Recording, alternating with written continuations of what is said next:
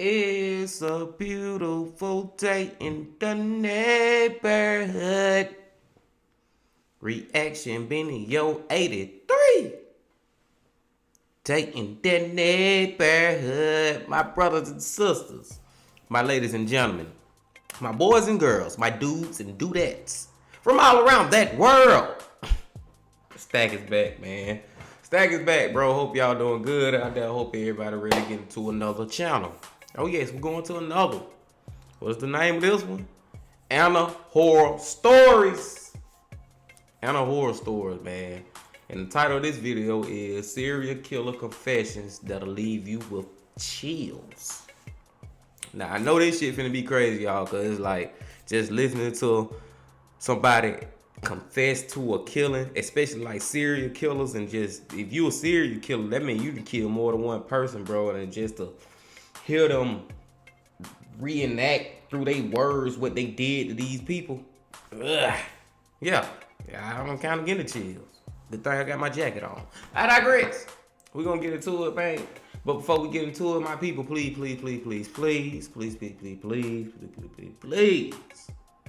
get whatever you might need. Get what you need, please, because I'm ready to go. Y'all got what y'all need? Y'all ready to go?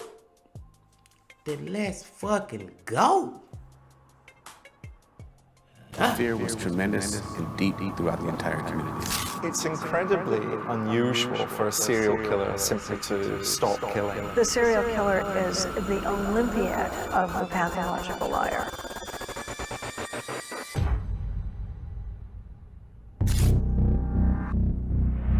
Why are we fascinated with serial killers? It's not like we agree with what they did, or like we understand their point of view. In fact, it's quite the opposite. They're so far away from what we consider normal, good, or understandable that we're simply intrigued by this. We want to know how a person can be so different from us, yet how they can hide among everyone else for years. For a serial killer to become serial She right, bro. It's like, but nah, we ain't fascinated. Well, me personally, I ain't fascinated about this shit. It's more, I'm intrigued. Like how, like she just said, how could these people be so much more fucked up in the head than me?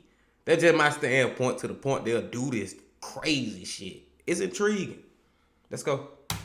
They must learn to dodge the law quite well, and this makes them particularly scary. But sometimes their confessions are the scariest. You can finally see them for who they truly are: psychopathic monsters who take great pride in their work. In 2001, Gary Ridgway confessed to taking the lives of 49 women. He had escaped the police for 2 decades and had had 3 wives, completely unaware of his second life. A few decades earlier, Dennis Rader would send letters to the police describing in great detail all of the gruesome ways that he would torment his victims. Still, it took the police over 30 years to arrest him. His final confession was truly horrifying. And when Israel Keys confessed to his crimes in 2012, he said, I thought I was smart. I would let them come to me.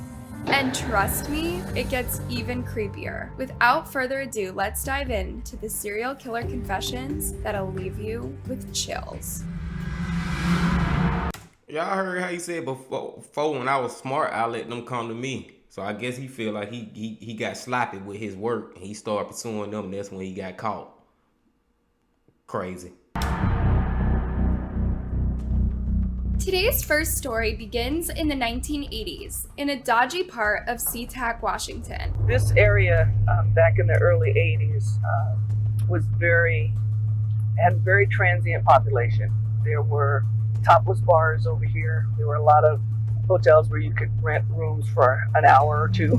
This is the area that Detective Faye Brooks worked at the time, trying hard to solve the piling crimes. The targets would always be young call girls. Unfortunately, they're often the most vulnerable. A lot of the young girls had grown up in abusive homes, and that was why they were running away.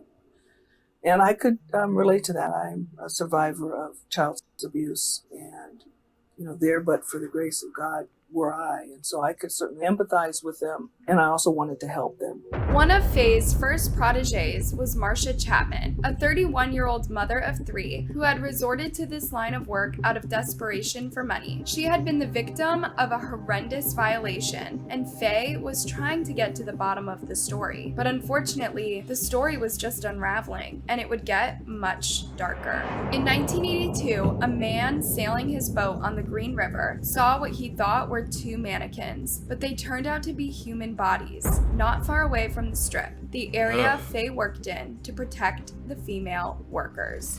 Well, one of the victims in the water, her hand was just waving with the current of the water. Ugh. And it was like, here I am, please help me. Eerie. But of course it was too late. Within hours, the SeaTac police were searching the river and its banks for more bodies. Unfortunately, their hunches were well-founded. They soon found a 3rd body. All 3 victims had been identified as young women who were working on the Strip: Wendy Lee Caulfield, Giselle Ann Lavorne, and Marcia Chapman. This was when the FBI got involved. Clearly, they were hunting a serial killer with a clear MO. The organized offender was more planned, more premeditated, was able to conceptualize crimes and carry them out very efficiently, mainly because of the fact that they had very little feeling for another human being. They looked at a victim as an object for their excitement. Basically, you're talking about a sexual psychopath. The Pretty worst much. kind. And they were on a killing spree. Because not only are they trying to take these women and have sex with them, bro, they getting off on that, but they also getting off on killing them after they do it. That's the cherry on top. That's the cherry on top for him. A sexual psychopath. He wanna, and let me be blatant right now. He wanna fuck these prostitutes, then he wanna kill the prostitutes. That's a fucking sexual psychopath. Let's go. By the fall of that year, 2 more bodies had been discovered. Also young illegal workers, also dumped in the Green River area. Then several more girls went missing, with no bodies turning up, and the police were simply at a loss. They knew the Strip would be, for lack of a better word, a good hunting ground for any psycho killer. But they had no idea who the culprit could be, so the only thing they could do was stalk the Strip's motels, hoping the perpetrator would try and strike again. This was the area that I was working in. This is the area where the bulk of the Green River victims were picked up from. And we would sit here and look, trying to identify who might be the suspect. We had very dedicated detectives who were determined to solve this case. By September 26th, a 10th victim went missing, 16-year-old Linda Jane Rule. Linda Rule was a slender blonde girl who lived up in the North End. She had been working the streets, and she had a boyfriend who kind of served as a pimp. Yeah, these girls were already as unlucky as they could be. Now their lives would be taken away faster than any police officer could react. Just in 1982, 15 girls were. Look at all them pictures, bro. This man was on some crazy shit, bro. And he did not discriminate, bro. These black, white, look like you got a Mexican or a Latino right there. Like, dude didn't give a fuck. Dude was just sick, bro. How he kept getting away with this shit so long? Were killed. With nothing but promises from the police, people started creating their own stories about the Green River Killer. There was rampant speculation that it might be even a law enforcement officer because of the easy access that the individual had to the number and variety of women in the community. Imagine being a street worker during that time. This is never a safe job, but in SeaTac in the 1980s, it was anyone's worst nightmare. As the police continued to stalk the area, in April 1983, they spotted a woman getting abducted, Maria Melvar. She was having lunch with her boyfriend inside a small cafe. He went outside to make a phone call, and when he came back in, Maria wasn't there. He then realized she was put inside a truck and driven away by a man. There was a man driving, and then she was talking to the man, and so he determined to follow the truck because he wasn't sure what was going on. He worried about her. And they got up to the stoplight at Highway 99 and 216th. But when he turned left, he couldn't see the car. He didn't call the police at first. Instead, he took his family and drove through the whole area around the strip, looking for the blue truck. Finally, they found it, parked in front of a tiny home. That's when he rang up the police and asked them to search this man's house. When an officer rang the house's doorbell, a man answered, Gary Ridgway. There was nothing strange about him. In fact, he seemed like quite a nice guy. The officer simply asked if there was anybody inside the house with him, and he simply answered no. Somehow this was enough for the officer to say thank you and leave. Oh, there we go with the police being crazy, not investigating hard enough. Anybody at the house with you? No. Okay, have a nice day, sir. Man, come on, bro. Following this, Gary Ridgway would take at least another See what I'm saying? 40 lives. 40 lives. All serial killers have the ability to appear so normal that they throw off even people who are considered experts. The serial killer is the Olympiad of the pathological liar. By June 1983, 26 girls were missing. Tragically, they were all dead. The big problem, apart from the obvious, was that the more murders someone commits, the more efficient they become. Experts knew this, and the police were getting more and more desperate. The fear was tremendous and deep throughout the entire community.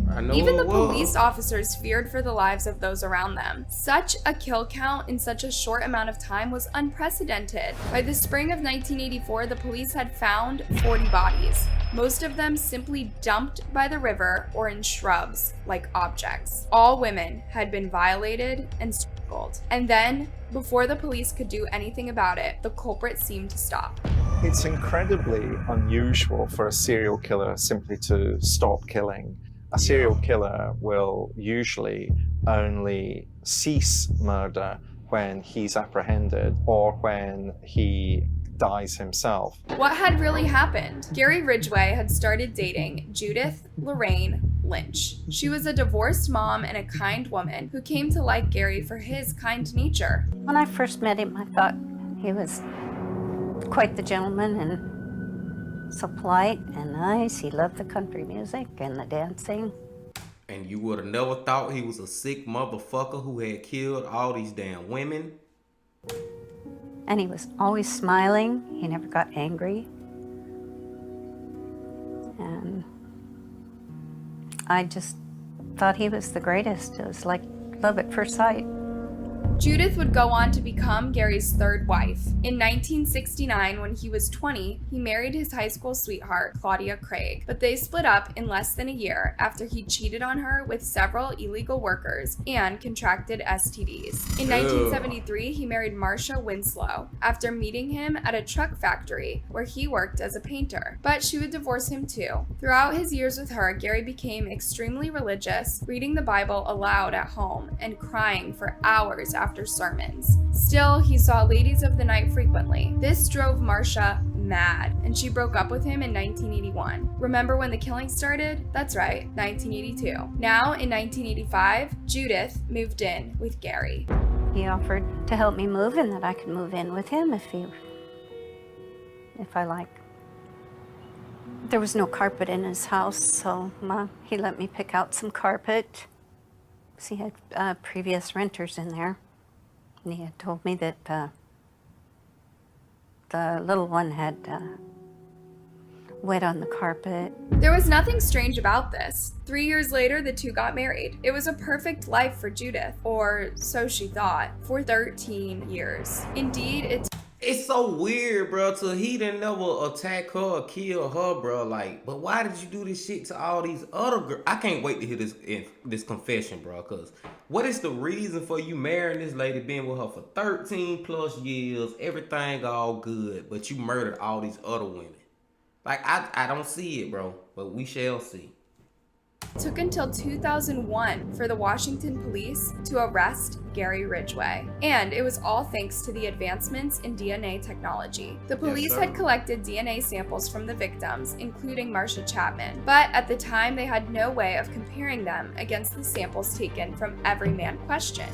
After the turn of the millennium, everything changed. This is the DNA from Marcia Chapman, and this is the DNA from the Green River Killer. And we looked at them and were like, they're the same. They're the same.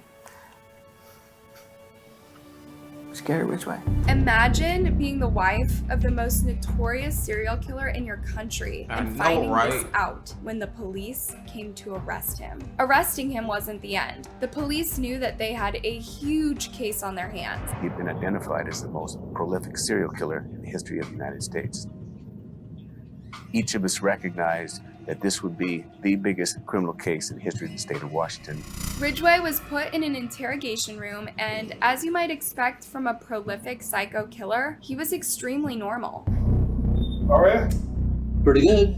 A quick look at his life showed the same. Very normal guy. Gary Ridgway was born on February 18th, 1949 in Salt Lake City, Utah. He grew up with his parents and two brothers. His mom was a pretty strange character. I always remember her wearing kind of the really tight shorts and low cut tops and longer hair. But that was the least of her problems. Gary would wet the bed well into his teens, and every time his mom would wash his genitals thoroughly. And so when a mother behaves in a sexualized or hyper-sexualized way, it's very unsettling for an adolescent boy. His dad was no saint either. He was a bus driver and would take Gary for rides through town. When they would pass illegal street workers, he would complain about them and call them names, but sometimes he would stop the bus and leave Gary inside while he went and had intercourse with them. Imagine growing up with that family. From then on, Gary developed a love-hate relationship with his mom and with illegal female workers. Cause his daddy showed him the ropes before he learned the rope as far as fucking with these damn prostitutes out here. Yeah, I'm finna get candid now.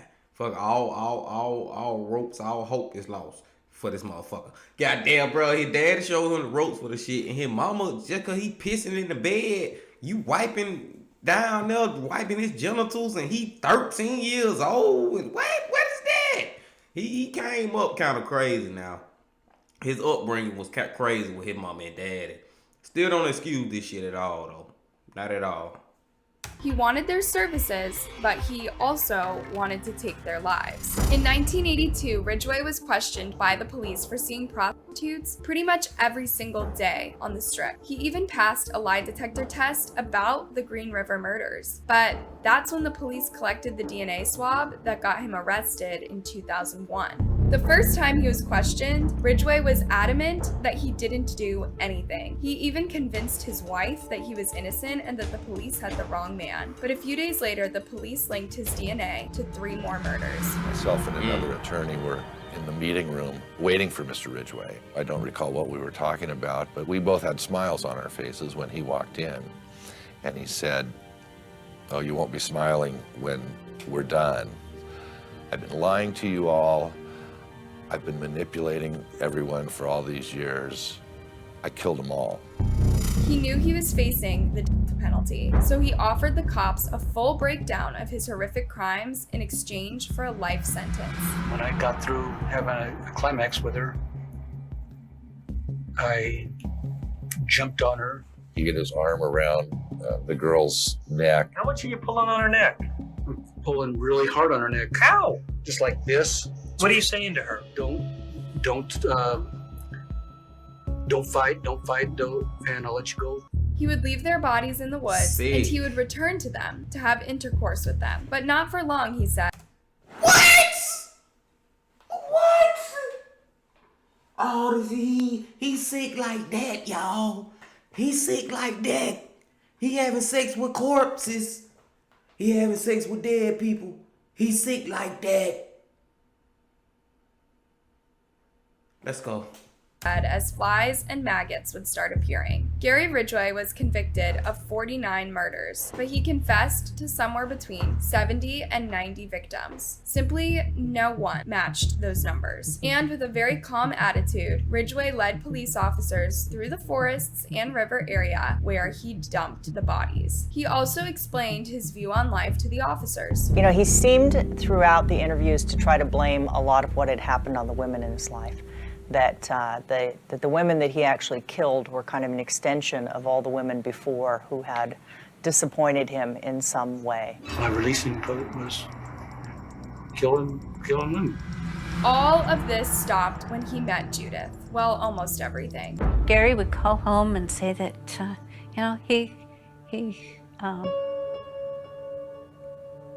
he's going to be late coming home. So he's going to grab a bite to eat, grab a hamburger, and, he'll be late. When I think back now, that was probably one time when he was out picking up someone off of the Highway 99 strip. It's estimated that Ridgway took another 10 lives between 1985 and 2001. At his trial in 2003, he was asked how he pleaded to 48 deaths in a row. For the death of Mary B. Meehan. Guilty.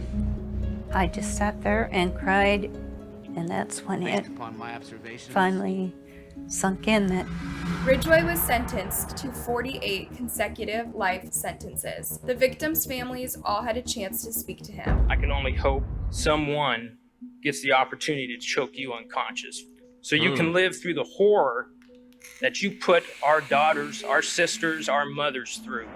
There was one man that made the Green River Killer cry, Linda's father. There are people here that hate you. I'm not one of them. He was very sympathetic, very compassionate individual. What God says to do, and that's to forgive all. So you are forgiven, sir. So there is an ounce of emotion inside this monster. Perhaps in this moment he realized what he had done, or maybe he didn't. Perhaps Gary Ridgway grew up in a terrible family, but he had the choice to not be like them. Instead, he was worse. She just made a good point then, bro. He was worse than what his parents was, bro. He was worse than that. And then, I don't know, man. I don't know if she can top that one. I feel like that should have been the last case, bro. Let's see, bro. Let's see if she gonna top that one, because god damn.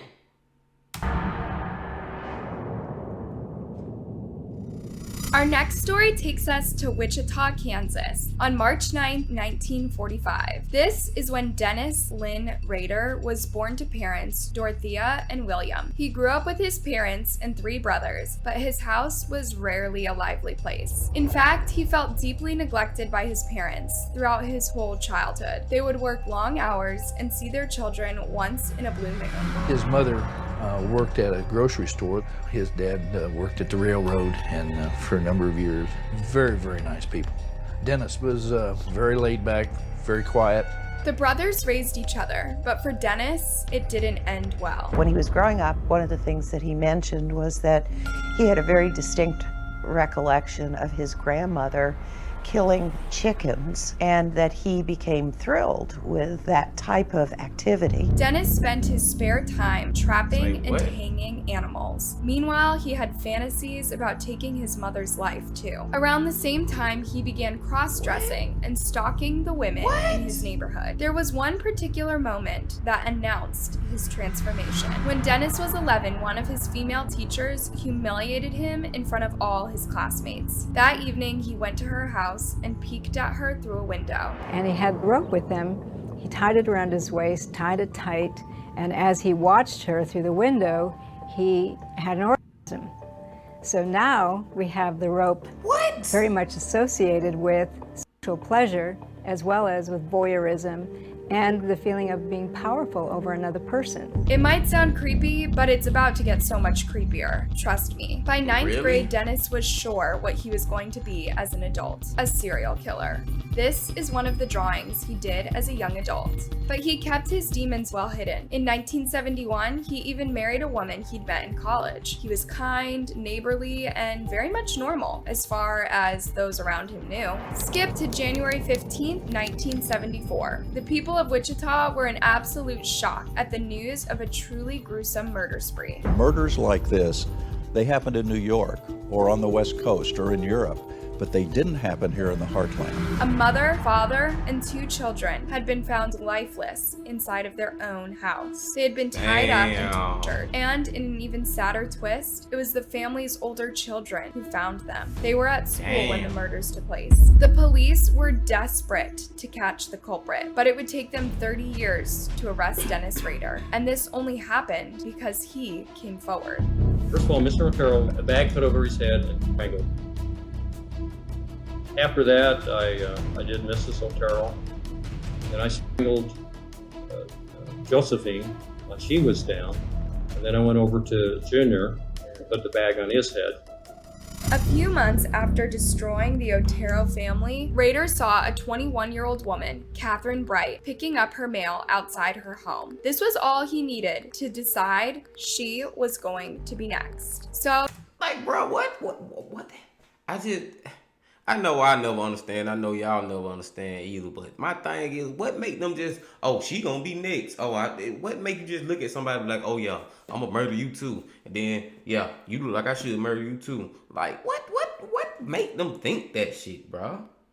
he snuck into her house while she was away and waited for her to come to her death. When she entered her home, she was with her brother Kevin. They were returning from college, but Rader had plans for both. He threatened them with a gun and tied them tightly to chairs. When Kevin got loose, Rader fired at him in the head. Still, somehow he managed to get up and run as Rader was busy impaling Catherine. And again, somehow, the police didn't catch him. When you look at his early murders, he was lucky because there were mistakes made that he could have been caught first or second one easily. Kevin could have been a key witness. After all, he'd seen Rader up close. But unfortunately, his brain injury meant that he was unable to remember most of what had happened that awful day. Here's where it gets interesting. Because the police had so little information about the killer, people started rumors. Before long, there was a rumor that 3 men had done the Otero family murders. Dennis couldn't stand that. He wanted credit for his deeds. So he decided to contact the police. And the way that came to us was through a letter.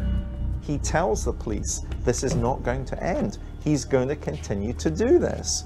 If you don't catch me, more people in this community are going to die. Dennis signed the letter, BTK, an abbreviation for bind, torture, kill. He was proud of his method and wanted the world to know who he was. The officers were afraid, but they simply didn't know who to consider a suspect. So they just waited for the killer to strike again, hoping he wouldn't. In 1977, BTK took the life of Shirley Relford, a 24-year-old single mom. Her children witnessed everything. The kids were really banging on the door, hollering, screaming. She got sick, threw up, got her a glass of water, comforted her a little bit, and then went ahead and tied her up and put a bag over her head and strangled her. In a pretty outrageous twist, because 3 years had passed, the police didn't even connect this murder to the BTK ones. But when someone else died in December that year, they connected the dots. Nancy was a single lady, a beautiful young lady who lived alone. I went around to the back of the house, cut the phone lines, broke in, and waited for her to come home. By now, he had perfected his terrifying MO. What is arousing for somebody like Rader is to prolong the victim's agony, because that's what's stimulating to the individual. The definition of sadism is essentially inflicting pain on someone else. Rader was so proud of his most recent killing that he called the police to report the murder the very next day. You will find the homicide 43 South Pershing, Nancy Pop. 2 months later, BTK wrote to the KAKE radio station. He confirmed all his murders to the date and wrote a poem mocking Nancy's death. By this, he was mocking the police as well. How were they so unable to arrest him? Rader then got a degree in criminal justice. You heard that right. He wanted to perfect his skills as a serial killer, and he took his time. He would kill again in 1985 after he spotted Marianne Hedge, a 53-year-old woman living 4 houses away from his. He then took her body to Christ Lutheran Church, where he was the president of the council and she was the deacon. He took photos of her in the most horrible positions. He's sick too. This is a sick motherfucker too, bro. And dude was out living in society, getting degrees and all that. He at churches, man.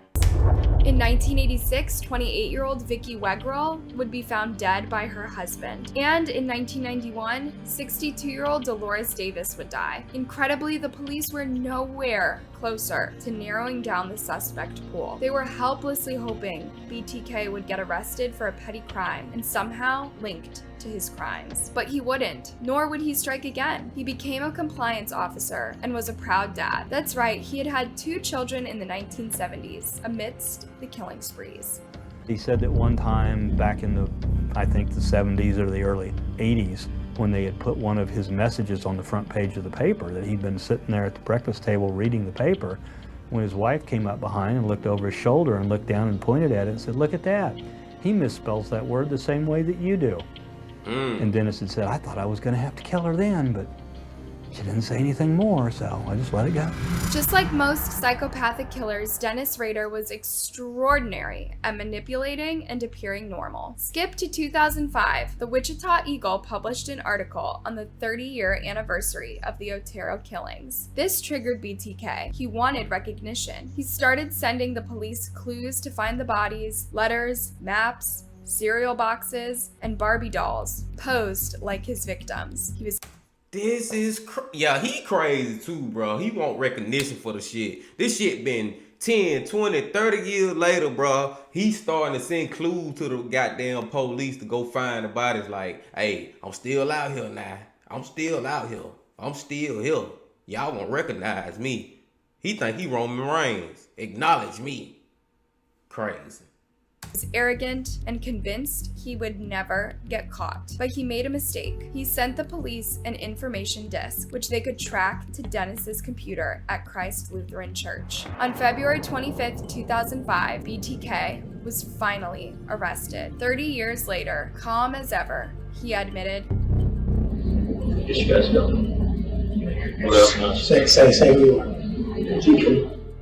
He proceeded to talk for over 33 hours, over 2 days in court. He described in great detail everything he had done, as well as why. Is this something you were doing for your personal pleasure? Still fantasy, sir. Rarely is a serial killer so open and truthful about his crimes and motives. BTK was proud, and he was eager to share his life with the world. He was sentenced to 10 consecutive life sentences, 1 for every victim. That was crazy. Our last story takes us up north to Anchorage, Alaska in 2012. 18-year-old Samantha Koenig was just closing up shop at the coffee stand she was working at. Just then, a man wearing a ski mask entered and ordered an Americano. He then pulled a gun at her and told her to turn off the lights. He tied her up and drove her to his house. There, he violated and killed her. He then left her body in his shed and left on a 2-week cruise with his family in the Gulf of Mexico. This was Israel Keys, and Samantha was his 12th victim. Keys was born in Utah in 1978 and grew up in a Mormon family. By the age of 20, Hey, y'all caught the similarity in all these stores, bro.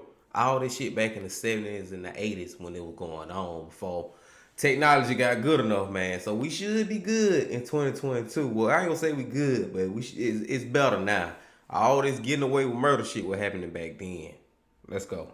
he'd become a serial rapist. And although still unconfirmed, he is suspected for the murder of 2 girls in Colville in 1996 and 97. This means that he became a serial killer in his teens. But most of Keyes' victims are unidentified. Throughout his life, he moved from state to state, even keeping kill kits hidden in remote locations across the country, just in case he'd be passing through. These contained rope, guns, and means to dispose of the bodies. Back to 2012, when he returned from his trip, Keyes put makeup on Samantha's body, sewed her eyes open with fishing line, and snapped a picture of a 4-day-old issue of the Anchorage Daily News alongside her body, making it look alive. He demanded $30,000 in ransom, then dismembered the body and disposed of it in Montasuka Lake, north of Anchorage. This was his biggest mistake. The police tracked withdrawals from his account and eventually arrested Keyes in Texas on March 13, 2012. He was taken to Alaska and put inside an interrogation room. What followed was a very creepy confession.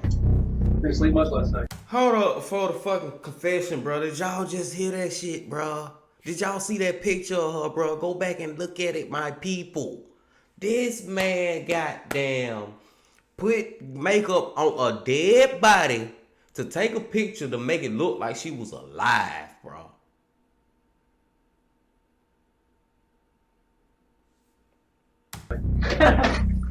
Although Keyes was only being investigated for the murder of Samantha Koenig, he confessed to 10 others. He also explained exactly how he operated. I thought I was smart. I would let them come to me. Just remote area.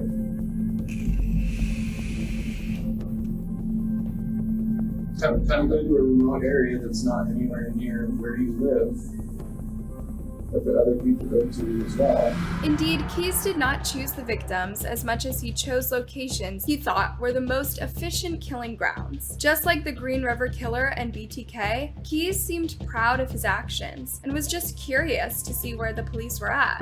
Where are they at with the they find the body? Israel Keyes was a killer, violator, burglar, arsonist, and necrophiliac, but he had no remorse about this. In fact, he wanted to share every detail of his sick life with the police and the media. FBI agent Jolene Godin spoke to Keyes over months and months. He simply wasn't done talking about his crimes. He was very meticulous, he was very organized. He definitely planned everything that he did. To complete the horror movie, Keyes was unwilling to take any responsibility for his actions. While awaiting trial, he took his own life in his prison cell. He left drawings of 11 skulls, another clue into his 11 murders. Sadly, with Keyes dead, the police are pretty far away from revealing all the identities whose lives Keyes took. It's a sad and worrying thought that he killed for over a decade and no one could track him down or even suspect him as a murderer. Every serial killer, including, I believe, Mr. Keyes, are not crazy. You cannot be that organized and deliberate and fit any legal definition of insanity. Okay, I get what he's saying. Yeah, I get it. All the more worrying. While these serial killers were caught, who knows how many more are operating as we speak. Hey, thanks for watching. Be sure to like this video and subscribe for more. Till next. Hey, y'all go to her link. Like my shit, bro, but go like her shit too, bro. This lady, hey, I'm fucking with Anna Horror Stories for real, bro. Oh man, where do we begin, my people? As far as this key, motherfucker, yeah, gonna kill yourself in prison. That shit, that's some punk ass shit, bullshit. Glad your ass dead though. Glad you off this earth. You don't deserve to be here. And HTK,